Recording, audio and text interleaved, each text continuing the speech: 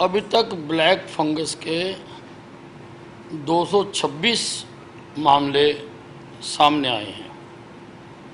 हमने इसके लिए सभी मेडिकल कॉलेजेस में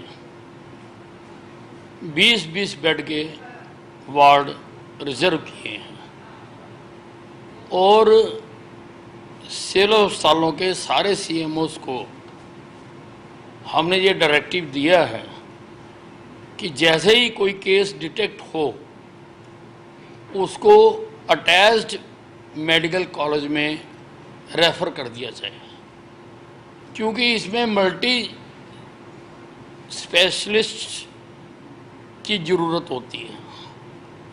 ये कई जगह पर असर करता है, साइनस पे करता है, दांतों पे करता है, आँखों पे करता है, न्यूरो पे करता है।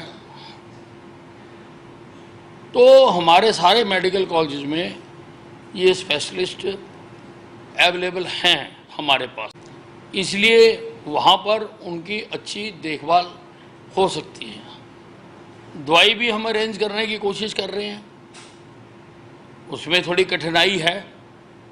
हिंदुस्तान से जितनी हमें मिल रही है हमने ली है और हमने उसको इंपोर्ट करने का भी फैसला लिया है कि हम बाहर से भी मंगवाएंगे। केंद्र सरकार भी इंपोर्ट कर रही है और केंद्र सरकार से भी हमने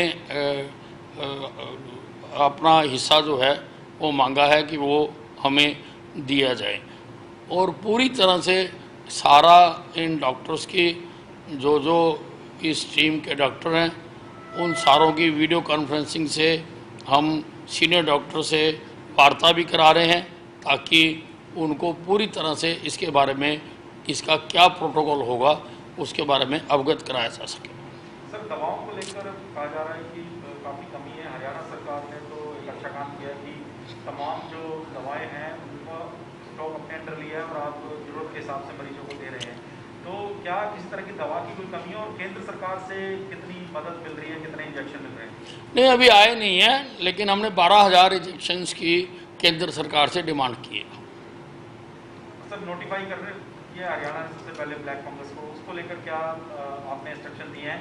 और जो हमने सबसे पहले इस बीमारी को नोटिफाई कर दिया था और जो नोटिफाइड डिजीज़ होती है कोई भी प्रैक्टिशनर स्टेट में अगर उसके पास इसका केस आता है तो सीएमओ को बताना आवश्यक होता है ताकि सरकार के संज्ञान में रहे कि कितने केसेज हैं और उनका क्या ट्रीटमेंट हो रहा है। सर, दवाओं को लेकर क्या स्टेटस है? ब्लैक फंगस की बात करें, मैंने आपको बताया कि हमने हिंदुस्तान से जितनी अवेलेबल हो सकती थी हमने वो प्रोक्योर की हैं और क्योंकि पर्याप्त मात्रा में नहीं मिल पा रही हैं इसलिए हमने इंपोर्ट करने का भी फैसला किया। सर, आज देश के प्रधानमंत्री के साथ हरियाणा के 6 वो नहीं सर, गुरनाम सिंह चलूनी ने आरोप लगाया कि हिसार में जो समझौता पुलिस और किसानों के बीच में हुआ था तोड़कर मामले दर्ज किए जा रहे हैं। अब मुझे जानकारी नहीं है कि समझौता किन शर्तों पर हुआ था। पंजाब के सर मंत्री हैं जितेंद्र बाजवा, उन्होंने कहा था, आज उन्होंने बयान दिया है कि जो किसान दिल्ली से पंजाब में आ रहे हैं ज़्यादा कोरोना फैल रहा है। नहीं, ऐसी एक जानकारी सामने आ रही है और कई समाचार पत्रों में और मीडिया में भी आ रहा है कि जिन किसानों ने धरने में जिन गांव से ज़्यादा हिस्सा लिया है उन्हीं गांवों में ये कोरोना ज़्यादा फैला है। तो हरियाणा में भी सर ऐसा है? हरियाणा में भी अध्ययन करवा रहे हैं हम।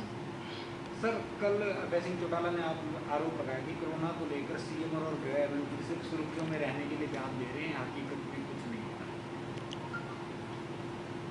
कोरोना में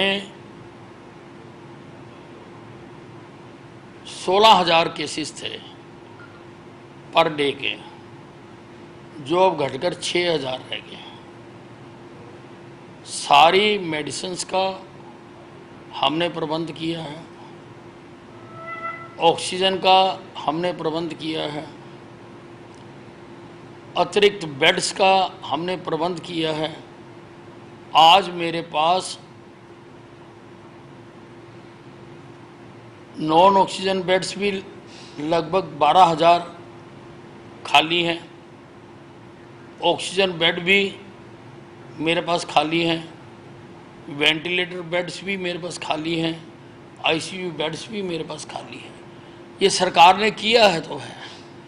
अब अभय चौटाला ने तो रोना ही है, अब रोने के सिवा और कोई काम वो कर नहीं सकता।